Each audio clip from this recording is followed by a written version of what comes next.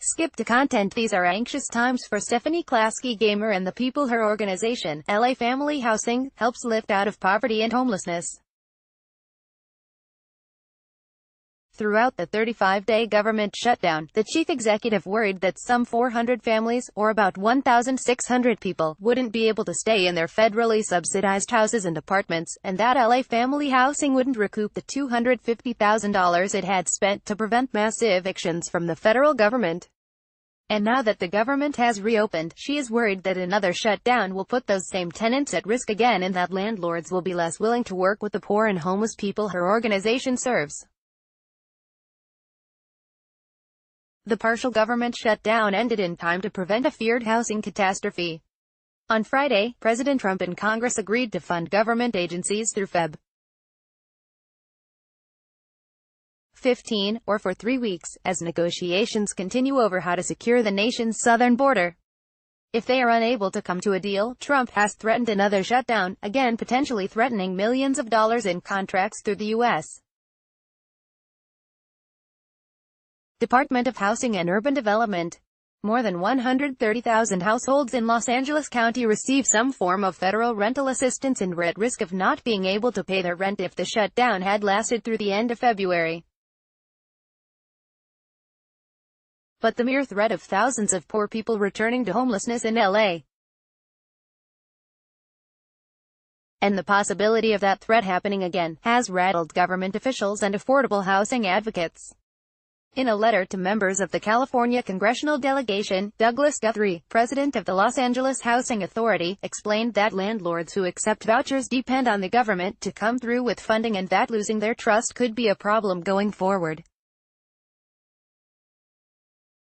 We have 14,000 landlords participating in the program, most of which are small family-run businesses, Guthrie wrote. Because of the extremely tight rental market in Los Angeles and the escalating rents, there are already fewer landlords willing to participate in this program. HUD spokesman Brian Sullivan declined to say how the government reopening for 3 weeks will affect the funding of rental subsidy programs going forward. "We're so busy we can't look that far downstream," he said.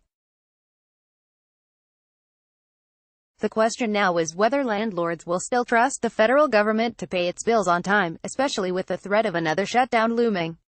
The stigma of leasing to tenants who may have been homeless was a tough sell already. But the chaos in Washington appears to have made it worse. For so long, tenants receiving federal subsidies offered a level of dependability and certainty for landlords because, at the end of the day, Uncle Sam was footing the bill. It really sows this distrust and skepticism of whether these landlords can rely on the government like they have in the past because of this dysfunction, said Aline Weiss, senior policy analyst at the National Low-Income Housing Coalition. Keisha Hosea, a housing liaison for Union Station Homeless Service, recruits landlords to accept federally subsidized vouchers across a wide swath of LA County, from Pasadena to Claremont. In the last couple of weeks, she said, some have expressed concerns about whether their tenants would be able to make rent.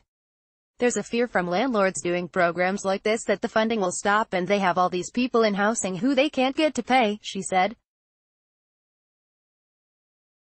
Before the shutdown ended, the Los Angeles Homeless Services Authority wrote to the Trump administration that it was concerned that the shutdown could drive more families into homelessness, which will greatly increase public sector costs while subjecting already vulnerable people to trauma.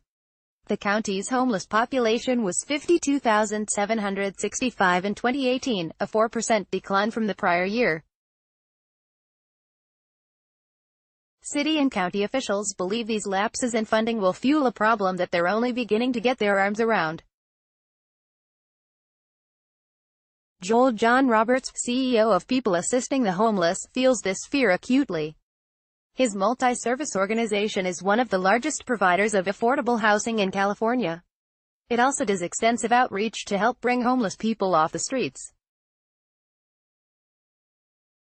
Many of those clients were at risk of losing their apartments during the government shutdown. Roberts said he was committed to not evicting anyone, but at the same time, he didn't want to be disingenuous about how much help he could offer if the federal government had stayed shuttered.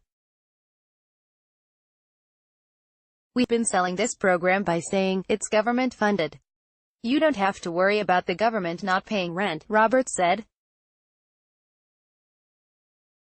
"They're asking, how do I know the government will pay? That's a big problem. This is a huge question in the hot Southern California real estate market." At LA Family Housing, Klasky-Gamer said her organization owns and operates 24 buildings and acts as a landlord for about 150 families that use about $167,000 a month in federal subsidies to pay their rent. Klasky-Gamer said she never thought she would have to evict people during the shutdown, but if it had lasted until March, she wasn't sure. Separately, the government shutdown also affected the organization's broader mission of getting people off the streets and into affordable housing, leaving LA Family Housing without federal funding to subsidize the rents of an additional 250 families. Normally, $250,000 a month was delivered from an annual HUD contract, which LA Family Housing has had for years, but which expired at the end of 2018. Because of the government shutdown, the contract wasn't renewed for 2019, so Klasky-Gamer's organization paid its clients' January rent out of its own limited coffers, hoping to be paid back. "We don't have the wherewithal to withstand $250,000 a month and not be reimbursed," she said. Now that the government is back open, Klasky-Gamer learned Tuesday that HUD has renewed LA Family Housing's contract and made it retroactive to Jan. 1, 2019, meaning the organization won't be out of hundreds of thousands of dollars after all. "I'll be relieved once we have the funds," she said.